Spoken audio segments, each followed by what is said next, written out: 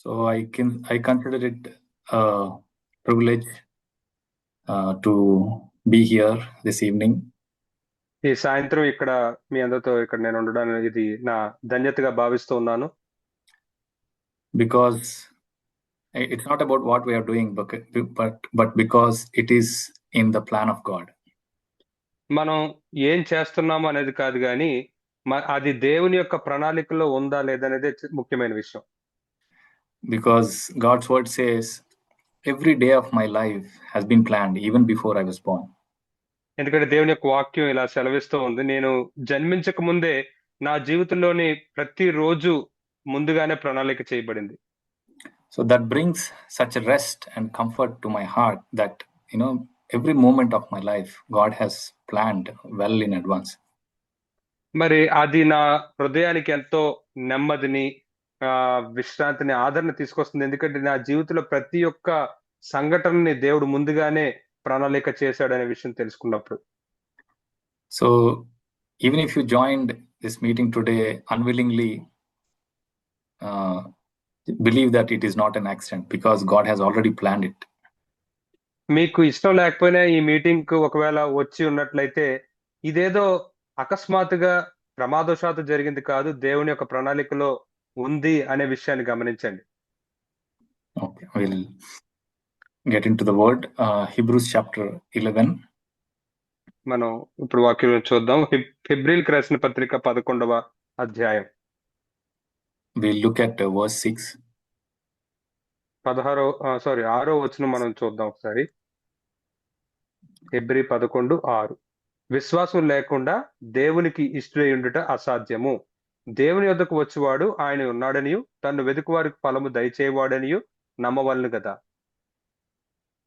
So it is, and without faith it is impossible to please him, it says. విశ్వాసం లేకుండా దేవునికి ఇష్టంగా ఉండడం అనేది అసాధ్యము, ఆయన సంతోషపెట్టడం అసాధ్యం అని మనం ఇక్కడ చూస్తున్నాం. So in English this word starts with and. English లో ఈ వచనం మరియు అని మొదలవుతూ ఉంది. That means it is a continuation of something that was something which is said before. అంటే ఇది అంతకంటే ముందు చెప్పిన దానికి కొనసాగింపుగా ఇక్కడ చెప్తూ ఉన్నారన్నమాట. So if you look at verse 5, it says about Enoch. కాబట్టి ఇప్పుడు 5వ వచనం గనక చూస్తే అక్కడ హనోకు గురించి చెప్పబడుతూ ఉంది. So in the verse 5, second part, it says he obtained the witness that before his being taken up he was pleasing to God.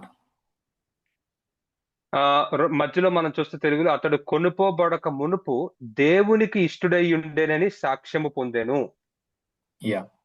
So in KJV it says he had this testimony that he pleased God or he was pleasing to God. అయితే king James version దాంట్లో ఎలా ఉందంటే అతను ఈ సాక్ష్యాన్ని కలిగి ఉన్నాడు. ఏమనంటే అతడు దేవుణ్ణి సంతోష పెట్టాడు అనే సాక్ష్యాన్ని కలిగి ఉన్నాడు. And what the next verse says, without faith it is impossible to please him. So తర్వాత వచనం ఏం చెప్తుంది? విశ్వాసం లేకుండా దేవునికి ఇష్టడైండుట అసాధ్యము అని చెప్తుంది. So how Enoch was pleasing to the Lord? మరి హానోకు దేవునికి ఎలాగా సంతోషకరంగా ఉన్నాడు? It's written there. అక్కడ రాయబడి ఉంది, అతడు విశ్వాసము కలిగి ఉన్నాడు. That's all. అంతే. So if you look at the entire chapter of Hebrews, we see that so many great men did so many great things by faith. మనం ఈ యొక్క హెబ్రీయుల గ్రంథం అధ్యాయం అంతా చూస్తే గనక అక్కడ చాలా మంది విశ్వాసాన్ని బట్టి చాలా గొప్ప కార్యాలు చేయడాన్ని మనం చూస్తాం.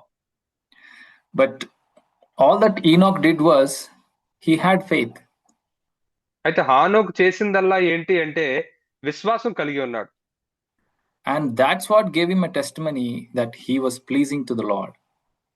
మరి అది తను దేవుడికి ఇష్టడుగా ఉన్నాడు అనే సాక్ష్యాన్ని తనకు తీసుకొచ్చింది. If you look at Enoch's life, all that it is written about him is he walked with the Lord and he had sons and daughters. మరి హానోకు గురించి రాయబడింది ఏంటి అని మనం చూస్తే గనక హానోకు దేవునితో నడిచాడు అని మనం చూస్తాం. హానోక్కి కుమారులు కుమార్తెలు కలిగారు అని మనం చూస్తాం అంతే. So we don't see anything spectacular. మరి విచిత్రంగా వెళ్ళి వింతైన సంఘటనలు కానీ అలాంటి ఏం మనం చూడం. But one remarkable character was he had faith. He believed God. అయితే ఒక చాలా ప్రత్యేకమైన గొప్ప లక్షణం తను ఏం కలిగి ఉన్నాడంటే తను దేవుణ్ణి నమ్మాడు. So he named his son Methuselah. That means somehow God revealed him in his heart that soon judgment is going to come, and he believed. అయితే తన కుమారుడికి మెతుషెల అని పేరు పెట్టాడు. మరి ఎలాగో తను తీర్పు రాబోతుంది అని గుర్తించి దాన్ని నమ్మి తన కుమారుడికి అటువంటి పేరు పెట్టాడు. That's all. We don't see anything else. No, nothing spectacular, nothing significant in his life. మరి తన యొక్క జీవితంలో చాలా ఆశ్చర్యమైనది కానీ లేకపోతే చాలా ప్రాముఖ్యమైనవి అంటూ మనం ఏమి ఇంకా ఎక్కువ చూడం.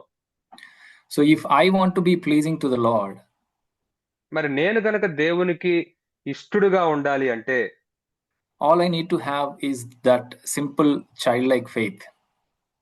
నేను కలిగి ఉండవలసిందల్లా ఏమిటంటే చంటి బిడ్డ వంటి విశ్వాసం నేను కలిగి ఉండాలి.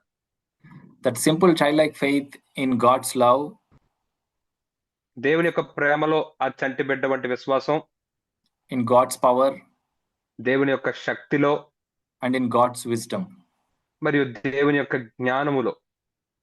I have to believe that God loves me intensely. దేవుడు నన్ను విపరీతంగా ప్రేమిస్తున్నాడు అని నేను నమ్మాలి. Because the Bible says even the hairs on your head are all numbered. ఎందుకంటే బైబిల్ చెప్తోంది మీ తల మీద ఉన్న వెంట్రుకలన్నీ కూడా లెక్కించబడ్డాయని. So God's word says, even a sparrow is sold for a cent. 2 sparrows are sold for a cent, but you are more valuable than many sparrows. అయితే అక్కడ Bible చెప్తోంది 2 పిచ్చుకలు ఒక కాసుకు అమ్మబడుతుంది కానీ మీరు అనేక పిచ్చుకల కంటే శ్రేష్ఠులు అని చెప్తూ ఉంది. And even one of these sparrows will not fall to the ground without the Father's command. తండ్రి ఆజ్ఞ లేకుండా ఈ పిచ్చుకల్లో ఒకటి కూడా నేలను పడదు. And we who are more valuable to him, and how much more care he can have for us. మరి వాటికంటే ఎక్కువ శ్రేష్ఠులమైన మనము మన విషయంలో ఆయన ఇంకెంత పట్టింపు శ్రద్ధలు కలిగి ఉంటాడు. And we should believe that God loves me. That's the first thing. And the second thing, God's power. God is in control of all that is happening in my life. అదే కాబట్టి మొదటిది మనం దేవుని యొక్క ప్రేమని నమ్మాలి. తర్వాత రెండవది దేవుని యొక్క శక్తి సమస్తము కూడా ఆయన ఆధీనంలోనే ఆయన అధికారంలోనే ఉందని మనం నమ్మాలి. Like I already said that every day of my life God has already planned. ఇంతకుముందు నేను చెప్పినట్లుగా నా జీవితంలోని ప్రతి రోజు ఇంతకు ముందే ఆయన ప్రణాళిక వేసి ఉంచాడు. So some things when they happen in our life, they may be shocking to us, surprise to us, but not to God. మన జీవితంలో కొన్ని సంఘటనలు జరిగినప్పుడు అవి మనకి ఆశ్చర్యంగా అనిపించొచ్చేమో కానీ దేవునికి ఏమీ ఆశ్చర్యం కాదు అవి. Even though they look like they're not in favor of us, but God knows what is happening already. ఆ జరుగుతున్న విషయాలు మనకి మంచిగా జరుగుతున్నవి మనకి మేలు కలిగించేవి కాకపోవచ్చు కానీ ఏం జరగబోతుంది అనేది దేవునికి స్పష్టంగా తెలుసు. It may look like it is bad for me, or why it is happening like this. I may have such questions, but God is in control, full control. అయితే ఇది జరుగుతున్నది నాకు చెడ్డదై ఉండొచ్చు, నాకు మంచిగా జరగకపోతూ ఉండొచ్చు, కానీ దేవుడు మాత్రం సంపూర్ణమైన అధికారంలోనే ఆయన ఆధీనంలోనే అంతా ఉంది. And God is also allowing it in his wisdom, so I have to believe that. అయితే దేవుడు తన యొక్క జ్ఞానములో దాన్ని అనుమతిస్తూ ఉన్నాడు కాబట్టి నేను దాన్ని నమ్మాలి. So I have to believe in God's wisdom, because whatever God is allowing in my life, only for my good. కాబట్టి దేవుని యొక్క జ్ఞానముని నేను నమ్మాలి. ఏదైతే ఆయన నా జీవితంలో అనుమతిస్తున్నాడో అది నా మేలుకే అనుమతిస్తాడు.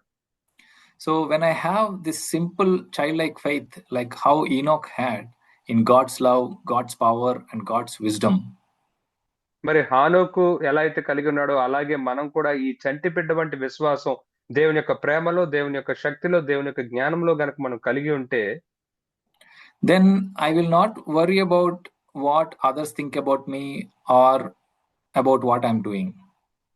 అలా అలా ఉన్నప్పుడు ఇతరులు నా గురించి ఏమనుకుంటున్నారని చింతించను. నాకేం జరుగుతుందా అని దాని గురించి నేను చింతించను. So I will not seek the approval of others. కాబట్టి నేను ఇతరుల యొక్క ఆమోదం కోసం నేను ఎదురు చూస్తూ ఉండను. So because I am at rest, I in God's love and in His power and wisdom. నేను దేవుని యొక్క ప్రేమలో, ఆయన యొక్క శక్తిలో, ఆయన యొక్క జ్ఞానములో నేను విశ్రాంతిలో ఉన్నాను. So I will be concerned about, okay, what is pleasing to my Lord? నేను నా ప్రభువుకి ఎలా ఉంటే పెట్టగలను అనే దాని గురించి ఎక్కువ ఆలోచిస్తూ ఉంటాను. See, sometimes others may agree with us or may not agree with us. కొన్నిసార్లు ఇతరులు మనతో ఏకీభవించవచ్చు, కొన్నిసార్లు ఏకీభవించకపోవచ్చు. So if what I am doing is approved by others, that is not the main thing. నేను ఏదైతే చేస్తున్నానో అది గనక ఇతరులు ఆమోదిస్తూ ఉంటే అది ప్రధానమైన విషయం కాదు, అదేం ముఖ్యమైన విషయం కాదు. Because I'll give you an example. Recently, a couple of weeks back, I wanted to do something. నేను ఒక ఉదాహరణ ఇస్తాను. కొన్ని వారాల క్రితం నేను ఒక పని చేద్దాం అనుకున్నాను. And then I went and spoke to the brothers, elder brothers and other brothers. నేను అప్పుడు వెళ్ళి ఆ సంఘ పెద్దలతోని మిగతా సహోదరులతో కూడా దాని గురించి మాట్లాడాను. So almost every one of them agreed and said, I think it's good what you are doing. I think you can proceed. అందులో ప్రతి ఒక్కరు ఏం చెప్పారంటే, ఇది మంచిగానే ఉంది, నువ్వేం చేస్తున్నావో అది కొనసాగించొచ్చు అని చెప్పారు. But I see from some other direction there is some opposition coming. అయితే వేరే వైపు నుంచి ఒక వ్యతిరేకత రావడం అనేది నేను చూస్తూ ఉన్నాను. I wanted to do that. నేను అది చేయాలనుకుంటున్నాను. And I'm also justifying myself. See, many brothers agree with me, so it is good that I go ahead and do it. కాబట్టి నాతో పాటు అనేక మంది సహోదరులు ఏకీభవిస్తున్నారు కాబట్టి నేను దాన్ని చేస్తూ ముందుకు కొనసాగిపోవచ్చు అనుకున్నాను. But I was little upset about this opposition that is coming. కానీ ఈ వస్తూ ఉన్న ఆ వ్యతిరేకతను చూసి కొంచెం నేను కలత చెందాను. But deep down in my heart, I wanted to do the Lord's will. కానీ నా హృదయ లోతుల్లో మాత్రం దేవుని చిత్తమే చేయాలని మాత్రం నాకుంది. And I also wanted to, my heart is to go ahead and do that. నా హృదయమేమో ఆ విషయం వెళ్ళిపోయి చెయ్యాలని అనిపిస్తూ ఉంది నాకు. But I pray to the Lord, I want to do your will. కానీ నేను దేవునికి ప్రార్థించాను, ప్రభువా నేను నీ చిత్తమే చేయాలనుకుంటున్నాను అని.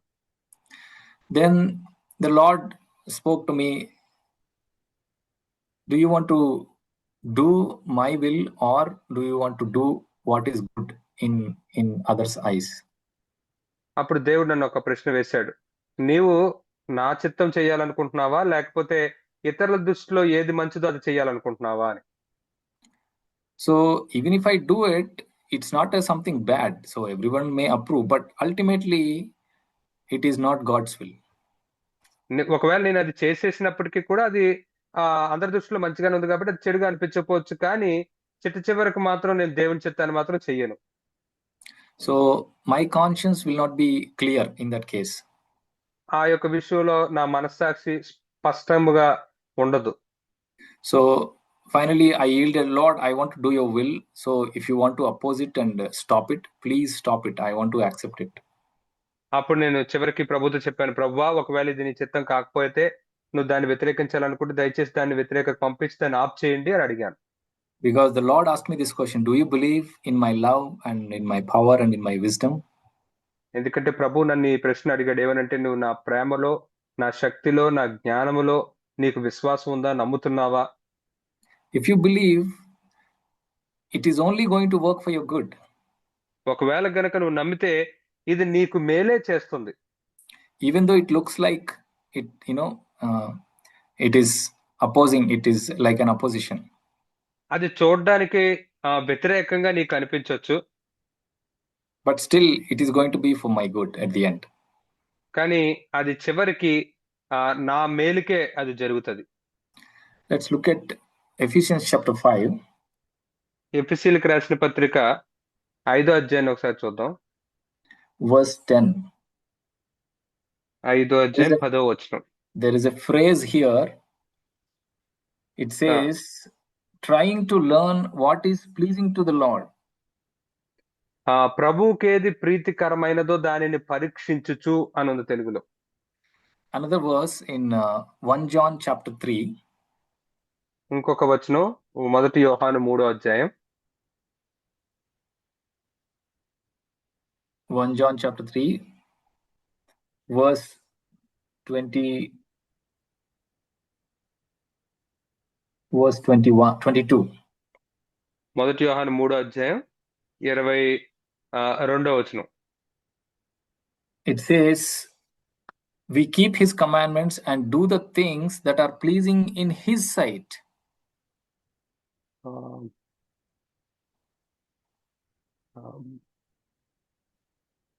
Yeah, 22nd, brother, it is. Yeah, in English, it is in 22, brother. 1 John 3:20. ఆయన ఆజ్ఞ ఏదనగా ఆయన కుమారుడైన యేసుక్రీస్తు నామమును నమ్ముకుని ఆయన మనకు ఆజ్ఞ ఇచ్చిన ప్రకారం ఒకరినొకరు ప్రేమింపవలెను అన్నది. In Telugu, I think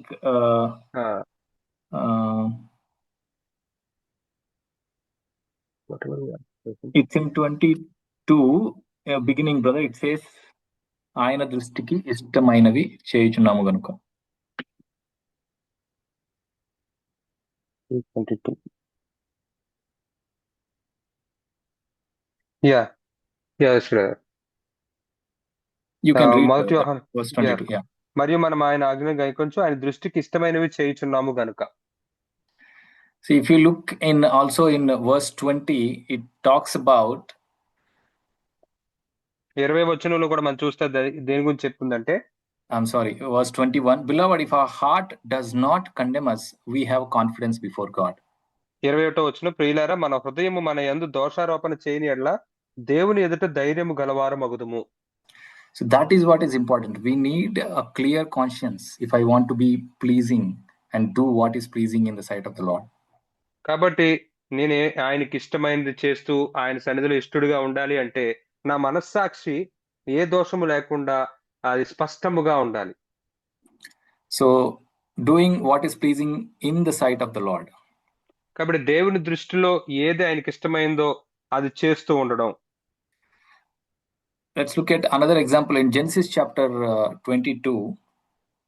ఆదికాండం 22 అధ్యాయంలో ఇంకొక ఉదాహరణ మనం చూద్దాం.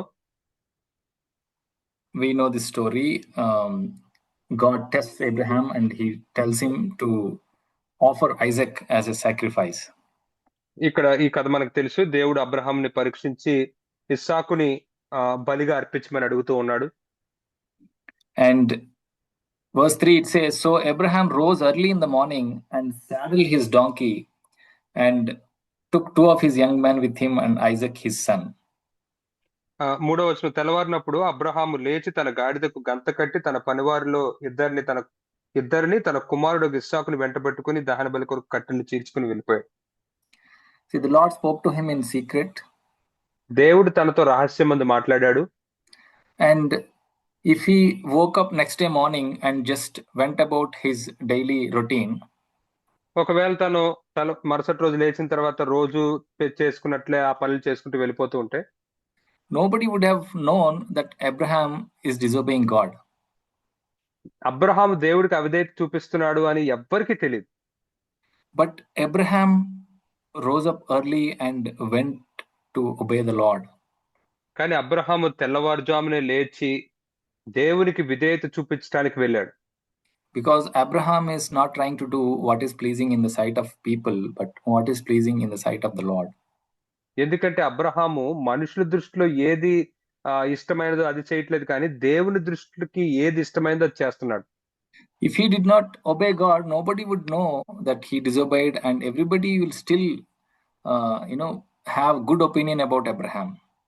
మరి తను గనక రోజు చేసుకున్నట్లే పనులు చేసుకుంటూ ఉంటే తను అవిధేయత చూపించిన విషయం ఎవరికి తెలియదు.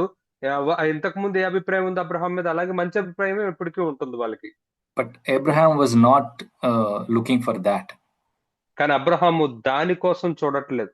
He was not seeking the testimony of men. మనుషుల యొక్క సాక్ష్యం కోసం తను వెతకటం లేదు. So even it is the same thing with us. God speaks to us in our conscience, in secret. మన విషయంలో కూడా ఇలాగే ఉంటుంది. దేవుడు రహస్యమందు మన మనస్సాక్షితో మాట్లాడతాడు. Nobody knows about it. ఎవరికీ అది తెలీదు. I can come as usually to the church and act like nothing is wrong in my life. నేను ఎప్పుడు వచ్చినట్లుగానే సంఘానికి వచ్చి చర్చికి వచ్చి ఏది జరగనట్లుగా ఉండి చక్కగా నేను అక్కడ నటిస్తూ ఉండొచ్చు. But what is happening there? I am just seeking the testimony from men, not the Lord.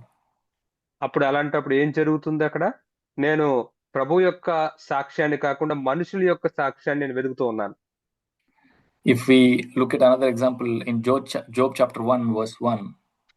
అలాగే మనం ఇంకొక ఉదాహరణ యోబు గ్రంథం 1వ అధ్యాయం 1వ వచనం గనక చూస్తే, so whoever wrote the book of Job, so when he is writing about Job, he gives a description about him. You can read from verse 1 to 3, brother. ఎవరు ఈ గ్రంథం రాశారో తెలియదు కానీ రాసిన వాళ్ళు యోబు గురించి వివరణ ఇస్తూ ఉన్నారు. మొదటి 3 వచనాలు 1వ అధ్యాయంలో మనం చదువుకుందాం. ఊజు దేశమునందు యోబు అను ఒక మనుషుడుండెను. అతడు యథార్థవర్తనుడును న్యాయవంతుడునై దేవుని యందు భయభక్తులు కలిగి చెడుతనము విసర్జించిన వాడు. అతనికి 7 కుమారులను 3 కుమార్తెలను కలిగిరి. అతనికి 7,000 గొర్రెలను 3,000 ఒంటెలను 500 జతల ఎడ్లును 500 ఆడుగాడిదలను కలిగి బహుమంది పనివారును అతనికి ఆస్తిగా నుండెను గనుక తూర్పు దిక్కు జనులందరిలో అతడే గొప్పవాడుగా నుండెను. See, it was written, first is about his character. అక్కడ మనం చూస్తే మొదటగా తన యొక్క వ్యక్తిత్వం గురించి ఇక్కడ రాయబడి ఉంది. How he feared God and upright and blameless, turning away from evil. ఎలాగ తను యథార్థవంతుడిగా ఉండి న్యాయవంతుడిగా ఉండి దేవుని యందు భయభక్తులు కలిగి చెడుతనం నుంచి విసర్జిస్తూ ఉన్నాడో. And how big a family he has and how much property he had. ఎంత పెద్ద కుటుంబాన్ని తను కలిగి ఉన్నాడో, ఎంత విస్తారమైన ఆస్తిని కలిగి ఉన్నాడో అక్కడ రాయబడి ఉంది. And what position he had. It says he is the greatest of all the men of the east. ఆ తర్వాత తనకున్న స్థానం ఏంటో కూడా అక్కడ రాయబడి ఉంది. ఆ తూర్పు దిక్కున జనులందరిలో అతడే గొప్పవాడు అని రాయబడి ఉంది. So this is the testimony of man. ఇది మనిషి యొక్క సాక్ష్యము. Now let's look at the testimony of God in verse 8. అయితే ఇప్పుడు దేవుని యొక్క సాక్ష్యాన్ని చూడండి 8వ వచనంలో. అందుకు యెహోవా, నీవు నా సేవకుడైన యోబు సంగతి ఆలోచించితివా? అతడు యథార్థవంతుడును న్యాయవంతుడినై దేవుని యందు భయభక్తులు కలిగి చెడుతనము విసర్జించిన వాడు, భూమి మీద అతని వంటి వాడెవడును లేడు. See, when God testified about Job, he did not talk about his family. ఇక్కడ యోబు గురించి దేవుడు సాక్ష్యం పలికినప్పుడు యోబు యొక్క కుటుంబం గురించి ఆయన ఏం మాట్లాడలేదు. Not about his property. అతని ఆస్తి గురించి దేవుడు మాట్లాడలేదు. Or not even about his position in the society. సమాజంలో తన యొక్క స్థానం ఏంటి అనే దాని గురించి కూడా మాట్లాడలేదు. He spoke only what he considers valuable in his eyes.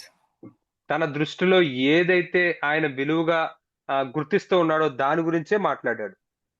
So Job could had this testimony. So God could boast about him to Satan. కాబట్టి యోబు ఇటువంటి సాక్ష్యాన్ని కలిగి ఉన్నాడు గనుక దేవుడు తన విషయమై సాతాను ఎదుట అతిశయించగలిగాడు. See, what I am in this world has no value in God's eyes. నేను ఈ లోకంలో ఏమై ఉన్నాను అనేది దేవుని దృష్టిలో ఏమాత్రం విలువ ఉండదు. And what people think about me, it doesn't matter. ప్రజలు నా గురించి ఏమనుకుంటున్నారు అనేది కూడా అక్కడ విషయం కాదు. If people can testify about me like how it is in Job chapter 1 verses 1 to 3, that's not the main thing. ఒకవేళ ప్రజలు యోబు గ్రంథం మొదటి 3 వచనాల్లో ఉన్నట్టుగా నా విషయమై సాక్ష్యం పలికినా సరే అదేం పెద్ద గొప్ప విషయం కాదు. Can God testify about me like in verse 8? 8వ వచనంలో ఉన్నట్లుగా దేవుడు నా విషయమై ఆ విధంగా సాక్ష్యం పలకగలడా? If not, that all the testimony I have from verse 1 to 3 has no worth. అలా కాకపోతే గనక ఆ 1-3 వచనాల్లో ఉన్న సాక్ష్యం అంతటికి ఏ మాత్రం విలువ లేదు. It is zero in God's eyes. దేవుని దృష్టిలో అది శూన్యం, సున్నా లాంటిది. So one last example we'll look at from Jesus' life, Luke chapter 3. చివరి ఉదాహరణ మన యేసు యొక్క జీవితం నుంచి మనం చూద్దాం. Brother, Luke chapter 3. Luke chapter 3, verse 21 Luka and సువార్త 3వ అధ్యాయం verse 21 and 22. 21వ వచనం 22వ వచనం చదువుకుందాం. ప్రజలందరూ బాప్తిసం పొందినప్పుడు యేసు కూడా బాప్తిసం పొంది ప్రార్థన చేయుచుండగా ఆకాశము తెరవబడి పరిశుద్ధాత్మ శరీరాకారంతో పావురం వలె ఆయన మీదకి దిగి వచ్చెను. అప్పుడు నీవు నా ప్రియ కుమారుడవు, నీ యందు నేను ఆనందించుచున్నానని ఒక శబ్దం ఆకాశం నుండి వచ్చెను. See, you look at that testimony, it is God directly talking to Jesus. ఈ సాక్ష్యాన్ని ఒకసారి చూడండి. ఇక్కడ దేవుడే నేరుగా యేసయ్య గురించి మాట్లాడుతూ ఉన్నాడు. So he's not telling everybody who's there, this is my beloved son. He's telling Jesus, you are my beloved son. In you I am well pleased. ఇక్కడ అక్కడ ఉన్న ప్రజలందరితోని తండ్రి ఇలా చెప్పడం లేదు, కానీ యేసయ్యతో నేరుగా ఇలా చెప్తున్నాడు. ఏమనంటే, నీవు నా ప్రియ కుమారుడవు, నీ యందు నేను ఆనందించుచున్నాను అని చెప్తూ ఉన్నాడు. So we should have such testimony. I should be able to hear God saying, you are my beloved son. In you I am well pleased. మనం కూడా ఇటువంటి సాక్ష్యాన్ని కలిగి ఉండాలి. మన విషయమై కూడా తండ్రి ఈ విధంగా చెప్పగలగాలి, నీవు నా ప్రియ కుమారుడవు, నీ యందు నేను ఆనందించుచున్నాను అని.